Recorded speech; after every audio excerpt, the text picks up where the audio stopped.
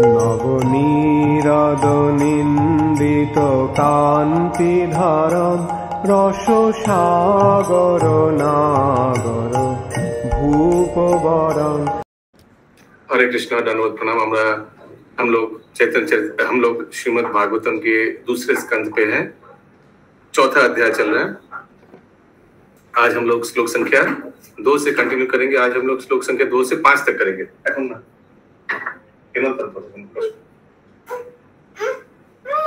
2 number श्लोक। आत्मजाया सुतागार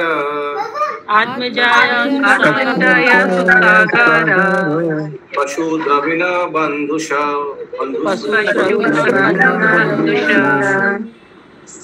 राजी च विकले नित्यम विरुद्धम ममतं च हौ।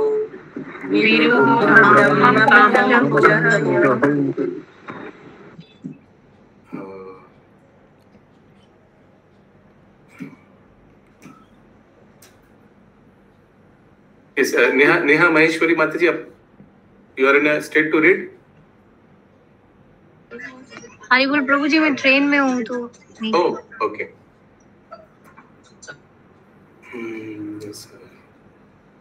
शशि जायसवाल माता जी, प्लीज कंटिन्यू। हरे कृष्णा प्रभु जी, दंडवत प्रणाम। भगवान कृष्ण के प्रति एकनिष्ठ आकर्षण के फलस्वरूप महाराज परीक्षित ने अपने निजी शरीर, अपनी पत्नी, अपनी संतान, अपने महल, अपने पशु, हाथी घोड़े, अपने खजाने, मित्र तथा संबंधी और अपने निष्कंटक राज्य के प्रति प्रगाढ़ ममता त्याग दी। फिर से एक बार। भगवान कृष्ण के प्रति एकनिष्ठ आकर्षण के फलस्वरूप महाराज परीक्षित ने अपने निजी शरीर, अपनी पत्नी, अपनी संतान, अपने महल, अपने पशु, हाथी घोड़े, अपने खजाने, मित्र तथा संबंधी और अपने निष्कंटक राज्य के प्रति प्रगाढ़ ममता त्याग दी। तात्पर्य: मुक्त होने का अर्थ है देहात्म बुद्धि से स्वतंत्र होना, जो निजी शारीरिक आवरणों तथा शरीर से संबंध प्रत्येक वस्तु तथा पत्नी, संतान और अन्य सारी झंझटों के प्रति भ्रामक आसक्ति है। मनुष्य अपने शारीरिक आराम के लिए पत्नी का चयन करता है और इसका परिणाम होता है संतान का जन्म। पत्नी और संतान के लिए निवास स्थान की आवश्यकता होती है और इस तरह घर बनाने की आवश्यकता पड़ती है। हाथी घोड़े, हाथी, गाय तथा कुत्ते ये सब घरेलू पशु हैं और गृहस्थ को गृहस्थी सामान के तौर पर इन सबों को रखना होता है। आधुनिक सभ्यता में घोड़ों तथा हाथियों का स्थान पर्याप्त शक्तिशाली कारों तथा वाहनों ने ले लिया है। गृहस्थी चलाने के लिए मनुष्य को अपनी बैंक पूंजी बढ़ानी पड़ती है और खजाने के विषय में सतर्क रहना होता है। भौतिक संपत्ति के ऐश्वर्य प्रदर्शन के लिए मनुष्य को अपने मित्रों तथा संबंधियों के साथ अच्छे संबंध बनाए रखना होता है। साथ ही अपनी स्थिति यथारूप बनाए रखने के लिए चौकन्ना रहना पड़ता है। इसे भौतिक आसक्ति की भौतिक सभ्यता कहते हैं। हरे कृष्ण। इतना कुछ करना पड़ता है किसके लिए? कहाँ से शुरू हुआ? शारीरिक आवश्यकता को पूर्ति, शारीरिक आवश्यकता से शुरू हुआ। हाँ बस, जस्ट इमेजिन, ये तो कुछ भी नहीं। अभी लिस्ट अगर क्या क्या करना पड़ता है गृहस्थ आश्रम में, लिस्ट तो लंबा लिस्ट हो जाएगा, ठीक ना? यस, आगे। भगवान श्री कृष्ण की भक्ति का कैसे करना पड़ता है ना रोशन प्रभु? जो लोग गृहस्थ आश्रम में अभी तक ज्वाइन नहीं किया, उन लोग सोचे अगर टेंपल ज्वाइन कर ले, इस्कॉन मंदिर ज्वाइन कर ले, ब्रह्मचारी बन जाए, तो फिर ये लिस्ट उसमें नहीं आएगा। करेक्ट? हरि बोल। तो बोला यस यस। आगे। भगवान श्री कृष्ण की भक्ति का अर्थ है समस्त भौतिक आसक्तियों का निषेध, जिसका ऊपर विस्तार से वर्णन हुआ है।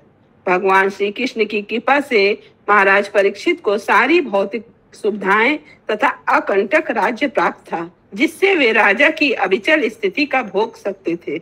लेकिन भगवत कृपा से उन्होंने भौतिक आसक्ति से सारे संबंध तोड़ लिए। विशुद्ध भक्त की ऐसी ही स्थिति होती है। भगवान के भक्त तथा भगवान के प्रति सहज प्रेम होने के कारण महाराज परीक्षित भगवान की ओर से सदैव अपने राज्य के कर्तव्यों को संपन्न कर रहे थे और उत्तरदायी राजा की भांति वे हमेशा सतर्क थे। उनके राज्य में कली का प्रवेश न हो पाए। भगवत भक्त कभी भी अपने घर की वस्तुओं को अपना नहीं मानता, अपितु प्रत्येक वस्तु को वह भगवान की सेवा में समर्पित कर देता है। फलस्वरूप भक्त की देखरेख में जीवों को ईश अनुभूति का अवसर प्राप्त होता है। हरे कृष्ण प्रभु, हरे कृष्ण प्रभु, हरे कृष्ण प्रभु। प्रभु जी चले गए, बोलिए माता जी। ওই তো ভগবান শ্রীকৃষ্ণের ভক্তরূপে তার স্বাভাবিক আকর্ষণের বশে পরীক্ষিত মহারাজ সর্বদাই ভগবানের উদ্দেশ্যে তার রাজকীয় কর্তব্য সম্পাদন করেছেন। মানে ভগবানের উদ্দেশ্যে তার রাজকীয় কর্তব্য সম্পাদন করেছেন বলতে কি বোঝাচ্ছে?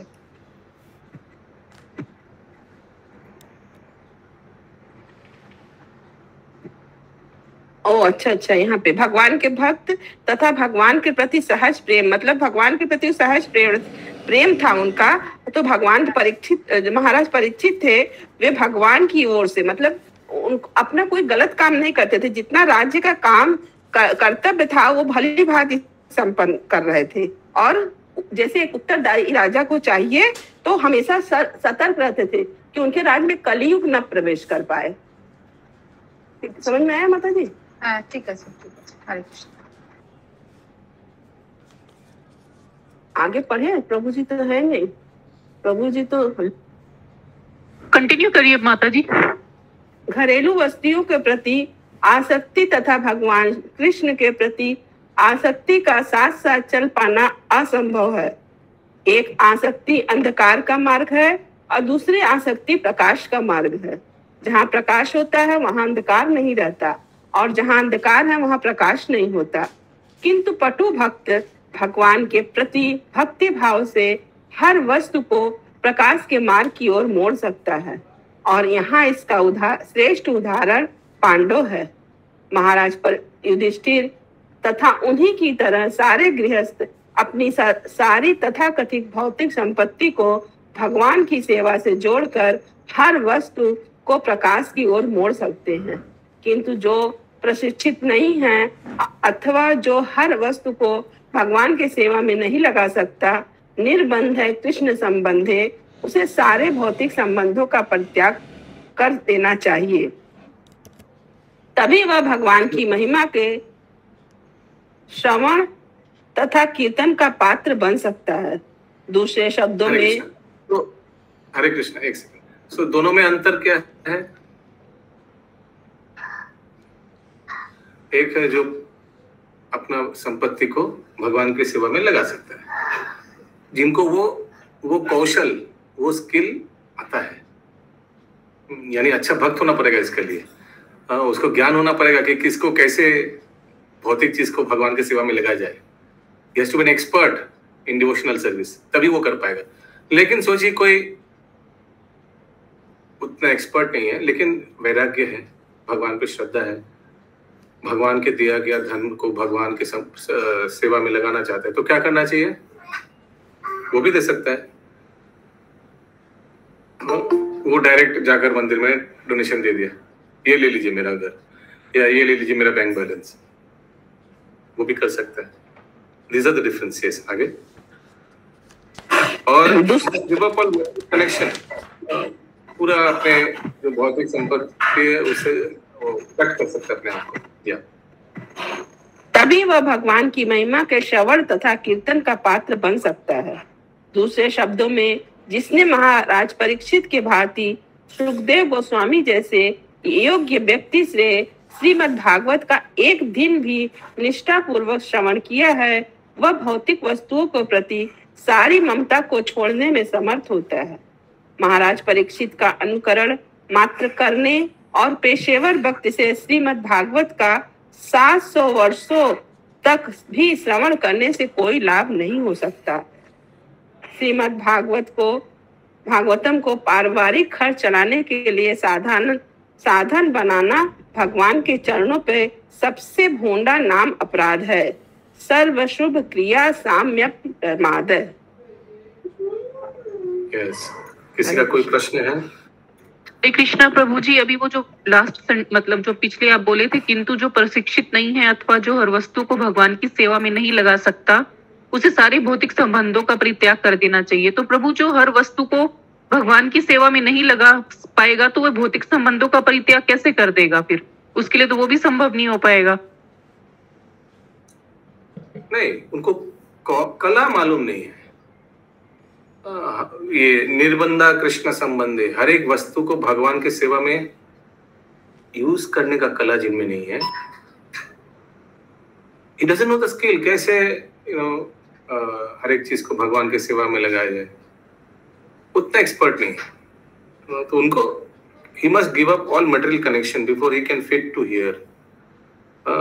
उनको कला नहीं आता, लेकिन वैराग्य है तो त्याग तो कर ही सकता है। निर्बंध कृष्ण संबंधी means how to use material opulence for the service of the lord. ठीक है, ये कोई एक्सपर्ट व्यक्ति कर सकता है।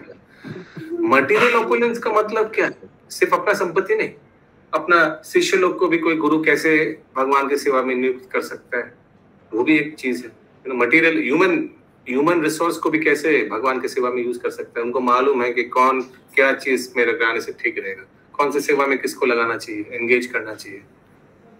This is also one of them. Hare Krishna प्रभु जी, यहाँ एक सेंटेंस था, महाराज परीक्षित का अनुकरण मात्र करने और पेशेवर व्यक्ति से श्रीमद् भागवत का 700 वर्षों तक भी श्रवण करने से कोई लाभ नहीं हो सकता। मतलब महाराज परीक्षित का अनुकरण नहीं करना चाहिए। कोई उस स्तर पे है ही नहीं, और हाँ थोड़ा बीमारी आ गया शरीर में तो सब कुछ त्याग करके चला गया, उस स्तर पे कोई है ही नहीं। हाँ, उस भक्ति के स्तर पे नहीं है। जैसे महाराज परीक्षित इस श्लोक में लिखा है क्या, उनका भगवान के प्रति आकर्षण की वजह से उन्होंने he was able to give up duplicate affection। उनका जो त्याग हुआ वो इसलिए कर पाया, भगवान के प्रति आसक्ति उतना था इसलिए त्याग कर पाया। लेकिन कोई व्यक्ति को उतना भगवान के प्रति आसक्ति नहीं है, वो भी तो आवाज करो ना, भगवान के प्रति आसक्ति नहीं है और अचानक ये सब त्याग करके छोड़ के चला गया, वो तो उत्पात करेगा समाज के लिए। प्लीज जरा मिडिल क्लास कराची प्लीज, वो तो समाज के लिए उत्पात करेगा, वो ज्यादा दिन टिक नहीं पाएगा। वापस आ जाने से फिर मैंने बहुत बेशर्म लगेगा। बहुत इंस्टीट्यूशन को लोग ब्लेम करेगा। ओके प्रभु जी, समझ में आ गया। ऐसा नहीं हो। और दूसरी बात जो है आपने बताया, वो श्रीमद पेशेदार श्रीमद भागवतम से अगर भागवत कथा जितना साल भी सुने कोई फर्क नहीं पड़ेगा, क्योंकि श्रील प्रभुपाद उदाहरण देता है कि दूध प्योर है, लेकिन वही प्योर दूध अगर कोई सांप मुंह लगाए तो फिर वो प्योर दूध खाने लायक नहीं रहता है। यस, और किसी का कोई डाउट है?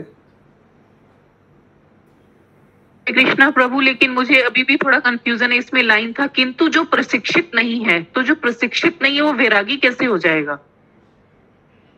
आप बोले किस में नहीं है? तो ऐसा तो कुछ स्पेसिफिक लिखा ही नहीं हुआ इसमें दिया नहीं है, तो हम लोग को भी थोड़ा अपना इंटरप्रिटेशन लगाना पड़ेगा। सी, when everything is not clearly mentioned और कोई प्रश्न करे, so you have to give your own personal input। तो यहाँ तो प्रशिक्षित नहीं है, क्या यही अर्थ हमको समझ में आ रहा है कि भक्त हैं लेकिन उतना स्किलफुल नहीं है कि कैसे भौतिक चीजों के भगवान को संपर्क में या भगवान की सेवा में लगाया जाए। उस व्यक्ति के लिए बोला जा रहा है, वन हु इज स्किलफुल। जैसे आप लोग देखिए ना, बहुत भक्त लोग हैं, कुछ लोग बहुत स्ट्रीट स्मार्ट है, भक्त भी है, 4 नियम 16 माला जब करता है, लेकिन बहुत स्ट्रीट स्मार्ट है, ये वो कर पाता है। और कुछ है उतना कुछ कर नहीं पाता है ना। बहुत ऐसे क्लास में भी ऐसा है, मंदिर में भी ऐसा होता है। मंदिर में भी बहुत ब्रह्मचारी से बहुत एक्सपर्ट है, कुछ कुछ ब्रह्मचारी से मल्टीटास्क करता है, ये डिपार्टमेंट का मीटिंग हैंडल करता है, वो डिपार्टमेंट का मीटिंग हैंडल करता है। मैं एक उदाहरण दे रहा हूँ, राधापाद प्रभु टेम्पल प्रेसिडेंट है, यूथ प्रीचिंग करता है, मंदिर का जो लैंड केस खुद हैंडल कर रहा है, कोर्ट जाना, सब कुछ मेंटेन करना, सब पूरा लीगल केस वही अकेला हैंडल कर रहा है। और फिर मैं देखता हूँ प्रभु जी इतना बड़ा योगासन बहुत अच्छा आता है, उनको सिखाते हैं ब्रह्मचारी को योगासन। प्लस प्रभु जी जितना भी इंटरनेशनल डिवोटीज आता है, पानीहाटी में बहुत इंटरनेशनल विदेश से डिवोटीज भक्त लोग आते हैं, सबको टेक केयर राधापाद प्रभु करते हैं। प्लस राधापाद प्रभु बाहर जाकर आउटसाइड कलकत्ता जाकर प्रीचिंग करते हैं, ट्रैवलिंग करते हैं, प्रीचिंग करते हैं, सेमिनार्स अटेंड करते हैं, जीबीसी कॉलेज में जाकर मीटिंग अटेंड करते हैं, मायापुर में जाकर मीटिंग अटेंड करते हैं। So this person is extremely, तो he knows, लेकिन सब ऐसा नहीं है, सब ऐसा नहीं है skillful. So person may be multi-talented and he is using all these skills for the service of the Lord, but all are not like this. ऐसे बहुत भक्त है जो जस्ट जो सेवा मिला है वही कर पाएगा। I cannot do all this, हम इतना मल्टीटास्क नहीं कर पाएंगे। हरे कृष्ण प्रभु जी। यस हिमाद्री प्रभु। प्रभु जी जो ये बोला है कि जिसके पास जितना धन संपत्ति है वो भगवान का सेवा में लगा सकता है तो अच्छा है, और उसको यही कला मालूम नहीं है तो उसको जितना कम से कम धन संपत्ति रहेगा उसका इतना माने प्रगति भगवत के लिए, भगवत को पाने के लिए उसका सुविधा होगा। लेकिन ज्यादा से ज्यादा रहने से क्या होता है ना, वो प्रतिबंधक हो जाता है। यही बात बोलना चाहता हूँ। यस क्लियरली पूरा ज्यादा डिटेल में बताया नहीं श्लोक प्रभुपाद। 3 नंबर श्लोक,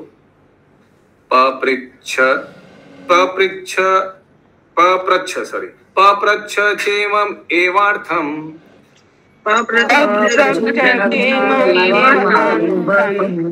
यन्मां पृच्छथ सत्तमा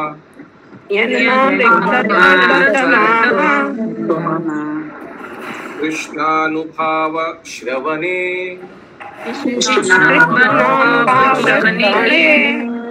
श्रद्धाधानो महामना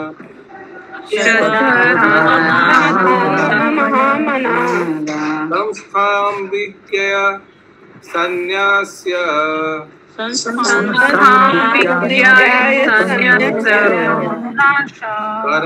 कर्मत्रैवर्गिकं च यत्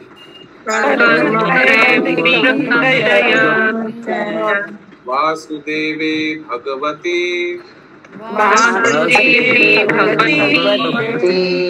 आत्मभावं दृढं गता।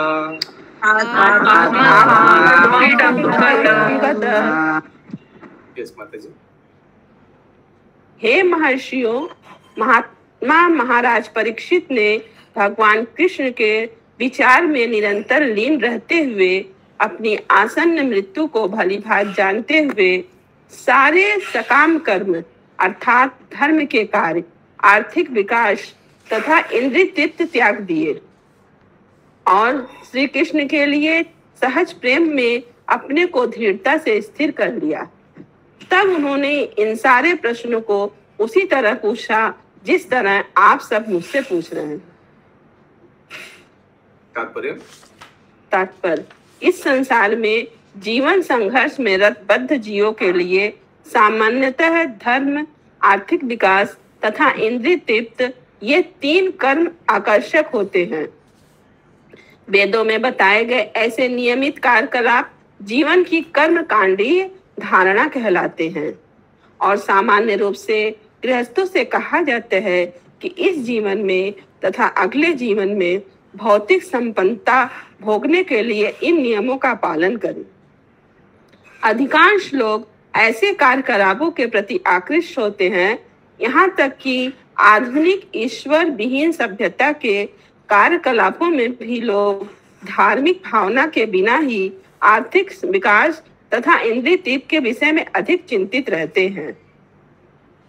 महाराज परीक्षित को चक्रवर्ती सम्राट होने के कारण वैदिक कर्मकांडी अनुभाग के ऐसे विधि विधानों का पालन करना अनिवार्य था, लेकिन सुखदेव गोस्वामी की संगति मात्र से वे यह भली भांति जान सके कि परम भगवान श्री कृष्ण वासुदेव ही सर्वे सर्वा है, जिनके प्रति उन्हें अपने जन्म से ही सहज प्रेम था। इस प्रकार उन्होंने वैदिक कर्मकांडीय कार्यों को त्याग कर भगवान पर अपना मन स्थिर कर लिया। यह सिद्धि अवस्था ज्ञानियों को कई जन्मों के बाद प्राप्त हो जाती है। मुक्ति के लिए प्रयत्नशील ये ज्ञानी सकाम कर्मियों से 1000 गुना अच्छे हैं, और ऐसे लाखों ज्ञानियों से में कोई एक वास्तव में मुक्त हो पाता है। ऐसे लाखों मुक्त व्यक्तियों में से कोई एक बिरला ही ऐसा होता है जो भगवान के चरण कमलों में अपने मन को स्थिर कर पाता है, जैसा कि भगवान ने स्वयं भगवत गीता 7.19 में घोषित किया है। महाराज परीक्षित को विशेष रूप से महामना शब्द से विभूषित किया गया है, जो उन्हें भगवत गीता में वर्णित महात्माओं के समान पद पर स्थापित करता है। बाद के युगों में भी इस तरह के अनेक महात्मा हुए हैं। वे भी जीवन के समस्त कर्मकांडी धारणाओं को परित्याग करके भगवान पे पूर्ण रूप से आश्रित रहे। भगवान चैतन्य, जो साक्षात भगवान श्री कृष्ण ही हैं, उन्होंने शिक्षा अष्टक 8 में शिक्षा दी है। आश्लिष्य वापाद लताम पिन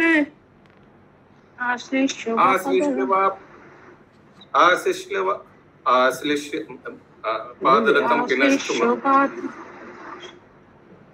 अरे आदर्श परे परे परे क्यों नहीं भूल गया। हरे कृष्ण हम भी बोलो। हरे कृष्ण बोलिए बोले प्रभु। आश्लिष्य वा पादरताम पिनष्टु माम दर्शनान् मम हतां करोतु वा यथा तथा वा विद्धातु लंपटो मत प्राणनास्तस्तु स एव नापरः। अनेक भक्तों स्त्रियों के प्रेमी भगवान श्री कृष्ण चाहे मुझ शरणागत दासी का आलिंगन करे या अपने पांव के नीचे रौंद दे या मेरे समक्ष दीर्घ काल तक प्रकट होकर मेरे हृदय को भग्न कर दे, तो भी वे मेरे हृदय के परमेश्वर हैं। अनेक भक्तों में मतलब स्त्रियों क्यों लिखा है प्रभु जी?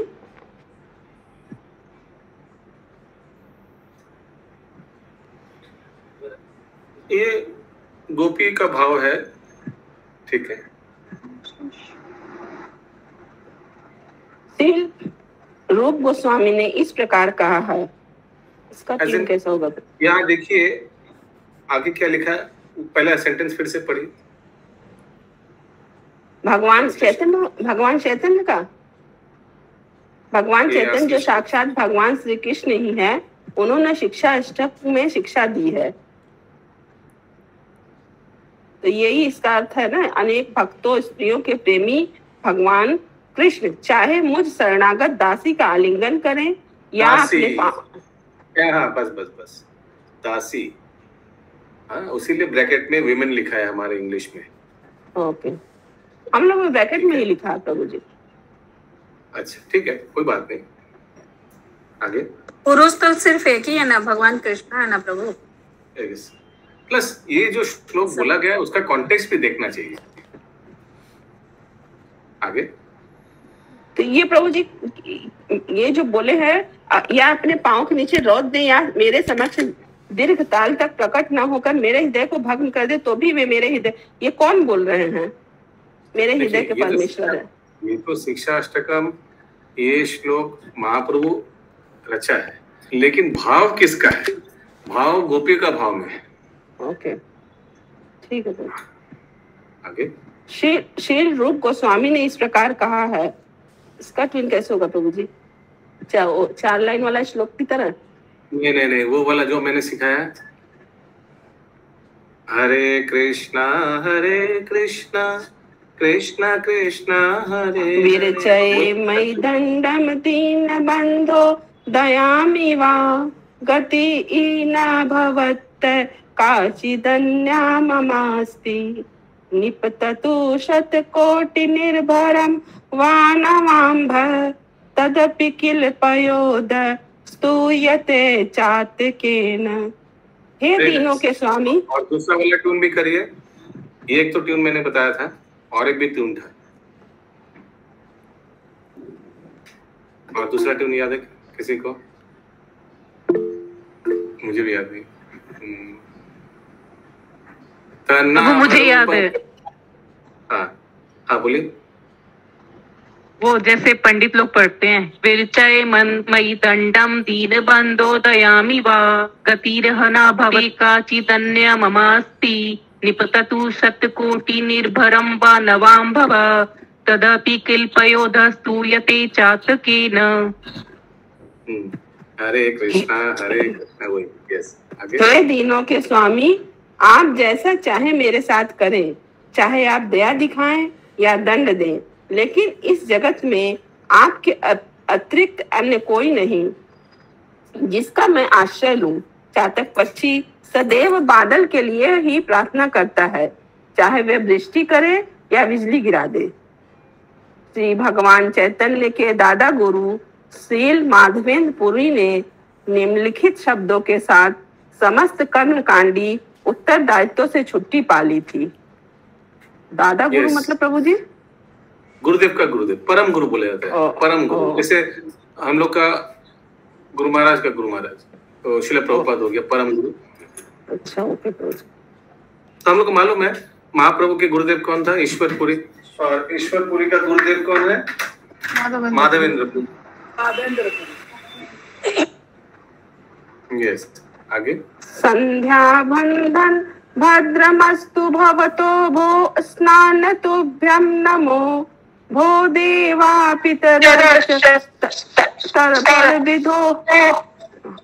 ओनाहं क्षम्यतां यत्र क्वापि निषद्य यादो कुलत्तमस्य कंसदिस्व स्मारमघं हरामि तदलं मन्ये किं मन्येन वे। हे संध्या बंदन, तुम्हारा कल्याण हो। हे प्रातः स्नान, मैं तुम्हें अंतिम नमस्कार करता हूँ।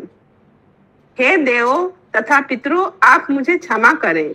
मैं आपकी प्रसन्नता के लिए अधिक अर्पण करने में अक्षम हूँ।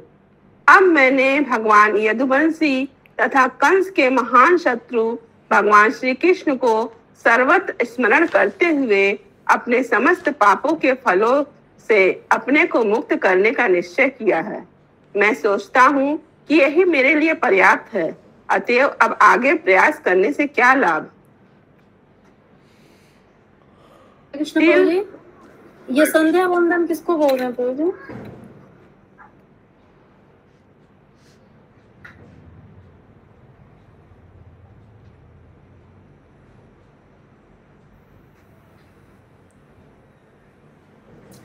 संध्या काल में जो प्रेयर करते हैं, वंदना करते हैं, उसी को त्रिसंध्या जो बंधन होता है सवेरे शाम को और दोपहर में, संध्या बंधन 3 बार करना चाहिए बोल के शास्त्र में बोला गया। यानी संधि, त्रिसंध्या यानी त्रिसंधि, जब आफ्टरनून और इवनिंग का मिलन होता है वो वाला। यस विनीता माता जी। हरे कृष्ण प्रभु, दंडवत प्रणाम प्रभु जी। यहाँ पे तुम्हारा कल्याण हो, ये कौन बोल रहा है? लिखा नहीं है, हमको भी मालूम नहीं, हमने संध्या वंदन पढ़ा नहीं, हमको मालूम नहीं कहाँ से लिखा है। नहीं संध्या वंदन तो इस्कॉन में भी होता है। संध्या महाप्रभु नहीं, ये संध्या बंदन को कौन किसको बोल रहा है? ये माधवेंद्र पुरी यहाँ पे लिखा हुआ है ना, तो आपने उत्तरदायित्व से जब छुट्टी पा ली थी तब मुझे लगता है कि ये उसके वही बोल रहे हैं। प्रातः स्नान का क्या? प्रातः स्नान भी लिखा हुआ है शब्द यहाँ पे प्रभु जी। भक्ति में आ जाता है, उसको ये सब चीज का इतना जरूरत नहीं पड़ता है। इसलिए माधवेंद्र पुरी ऐसे बोल रहे हैं कि जिसको पितृपुरुष गण को कि देवता गण का हम लोग ऋणी रहते हैं, उनका लिए जो जो काम करना चाहिए था, तो ये नहीं करने से भी हम लोग का काम हो जाएगा, ऋण शोध हो जाएगा। यदि कोई कृष्ण भक्त ठीक से कृष्ण भक्ति कर पाएंगे तो ये सब चीज का ऋण परिशोध हो जाता है। और ये बात इधर बोलते हैं। करेक्ट, बात वो सही बोला।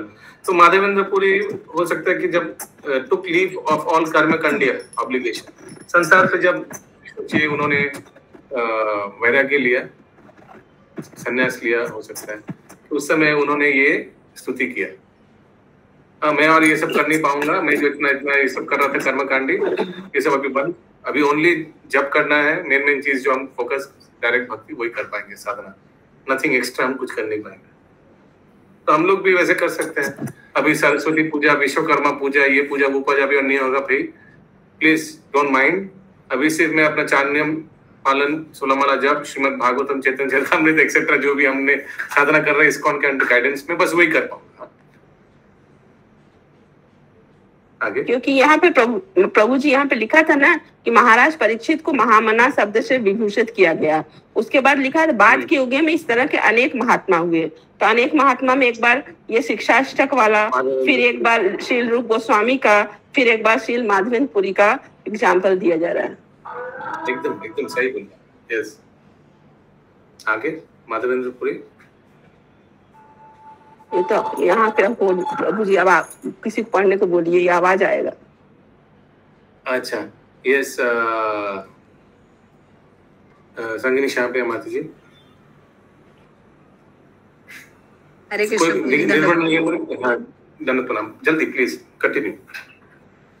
शील माधवेंद्र पुरी ने आगे कहा, मुग्ध माम निगादंतु नीति निप्राबं। प्रभु जी आप बोलिए। जो अभी किया वो करिए। ऐसे कैसे हो सकता है? जब सिखाता हूँ एक कोई पकड़ लेता है और बाकी सब हंसते रहता है, तो जो कर रहे हैं तो उसको प्रयास कीजिए, ट्राई एटलीस्ट। माम निगंतु तंतु नीति निपुणा भ्रांतम पर्दिका मंद बांधवस्य जंड धियम मुक्ताधरा सोधरा उन्मत्तं दानिनो विवेका चतुरा कामं महादंबिकं मोक्तुं नाच्छामते मग्ना गपि मनो गोविंद पादिस्पृहाम्। भले ही नीति निपुण लोग मुझ पर भ्रमित होने का दोषारोपण करे, किंतु मुझे इसकी परवाह नहीं। वैदिक कर्मों में पटु लोग मुझे पथभ्रष्ट कह ले, मेरे मित्र तथा संबंधी मुझे हताश कहें, मेरे भाई मुझे मूर्ख कहें और धनवान लोग मुझे पागल कहकर उंगली उठाएं, और विद्वान दार्शनिक भले ही मुझे अतीव दंभी कहे, तो भी मेरा मन गोविंद के चरण कमलों की सेवा के संकल्प से रंच मात्र भी नहीं हटता, यद्यपि मैं ऐसा कर पाने में असमर्थ हूँ।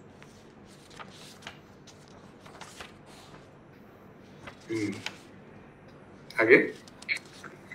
और भक्त प्रहलाद महाराज ने भी कहा, धर्मार्था कामा इति यो विहितिं स्त्रीवर्गा इच्छा त्रयी नय द्रह्मो विदिता च वारिता मन्ये तदे तदा अखिलम निगमस्य सत्यम सर्वा आत्मना। नहीं प्रभु हाँ परी सॉरी हाँ परी। सत्व आत्मना पर्णम श्वासुदाह परमस्य पुंसा। मोक्ष पद प्राप्त करने के 3 उपाय माने गए हैं, धर्म, अर्थ तथा काम। इनमें से विशेष रूप से इच्छा त्रयी, आत्मज्ञान, सकाम कर्म का ज्ञान, तर्क तथा राजनीति एवं अर्थशास्त्र जीविका के विभिन्न साधन हैं। ये सब वैदिक शिक्षा के विभिन्न विषय हैं, अतएव मैं इन्हें क्षणिक गतिविधियां मानता हूँ। इसके विपरीत भगवान विष्णु की शरणागति जीवन की वास्तविक लाभ है और मैं इसे अंतिम सत्य मानता हूँ। भागवत 7:6.26। श्रीमद् भगवद गीता 2.41 में इस सारे विषय को व्यवस्थिका बुद्धि के रूप में व्यवसायित्मिका बुद्धि, व्यवसायित्मिका बुद्धि, इसमें लिखा है विषय को व्यवस्था का बुद्धि बोला गया प्रभु के रूप में, यह सिद्धि के परम पद के रूप में माना गया है। महान वैष्णव विद्वान श्री बलदेव भूषण ने इसकी परिभाषा श्रीमद् भागवत अर्चना रूपक निष्काम कर्म विशुद्ध चित्ता के रूप में दी है, अर्थात सकाम कर्म फल से मुक्त होकर भगवान की दिव्य प्रेममयी सेवा को मूल कर्तव्य समझना। अतएव महाराज परीक्षित बिल्कुल सही थे जब उन्होंने जीवन की समस्त कर्म कांडीय धारणाओं को त्याग कर भगवान के चरण कमलों को दृढ़ता से अपना लिया। हरे कृष्ण। हरे कृष्ण प्रभु जी। यस, ये जो इसमें तात्पर्य में ये नीचे वाला भगवान श्लोक के बाद इनमें से विशेष रूप से इच्छात्रयी, इच्छात्रयी क्या है?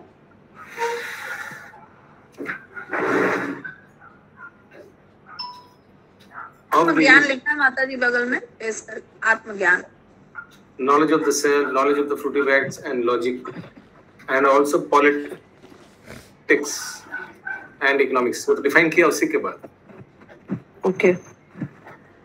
are different means of livelihood, and also politics and economics are different means of livelihood.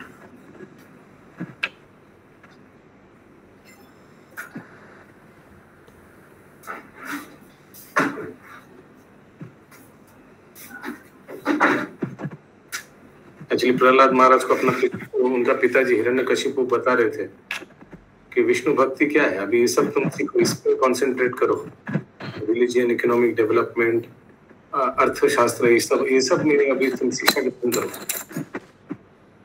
तब ये बताते हैं Prahlad Maharaj, I consider the temporary engagement, ये सब टेम्पररी है। On the other hand, surrendering unto the Supreme Lord Vishnu is an actual gain in life, and I consider it ultimate gain. Yes, mute, Sachmat.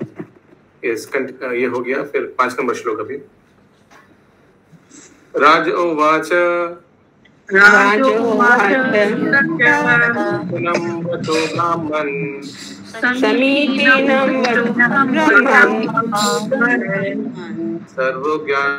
सर्वज्ञासार्थवानः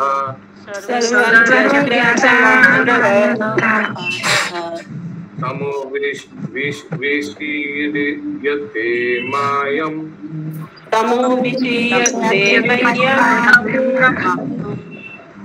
हरे कथा यथा कथम् हरे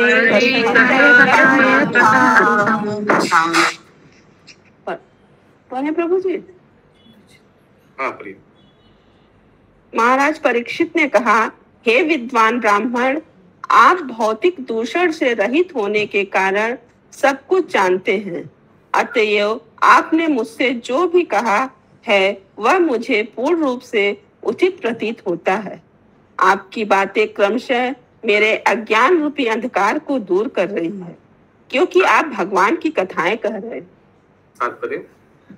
तात्पर्य यहाँ पर महाराज परीक्षित के व्यवहारिक अनुभव का उद्घाटन हुआ है, जिससे पता चलता है कि भगवान की दिव्य कथाएं जब भौतिकता से रहित व्यक्ति से एक निष्ठावान भक्त को प्राप्त होती है तो वे इंजेक्शन के समान प्रभाव दिखलाती है। दूसरे शब्दों में, जब पेशेवर लोगों से श्रीमद् भागवत की कथाएं कर्मकांडी श्रोता द्वारा सुनी जाती है तो वे ऊपर कहे गए चमत्कारिक ढंग से कार्य नहीं करती। भगवान की कथाओं का भक्तिमय श्रवण सामान्य वार्ताओं के सुनने जैसा नहीं है, अतएव निष्ठावान श्रोता द्वारा इसका प्रभाव तभी अनुभव किया जाएगा जब अज्ञान क्रमशः लुप्त हो। यस्य देवे परा भक्ति यथा देवे तथा गुरो तस्येते कथिता ही अर्था प्रकाशन्ते महात्मनः। श्वेताक्षर उपनिषद 6.23। जब भूखे व्यक्ति को भोजन दिया जाता है तो उसकी भूख तुष्ट होती है और साथ ही उसे भोजन करने का आनंद प्राप्त होता है। इस तरह उसे यह पूछने की आवश्यकता नहीं रह जाती कि वास्तव में उसे भोजन मिला है या नहीं। श्रीमद् भागवत के सुनने की परीक्षा यह है कि मनुष्य को इससे निश्चयात्मक प्रकाश प्राप्त हुआ या नहीं। हरे कृष्णा।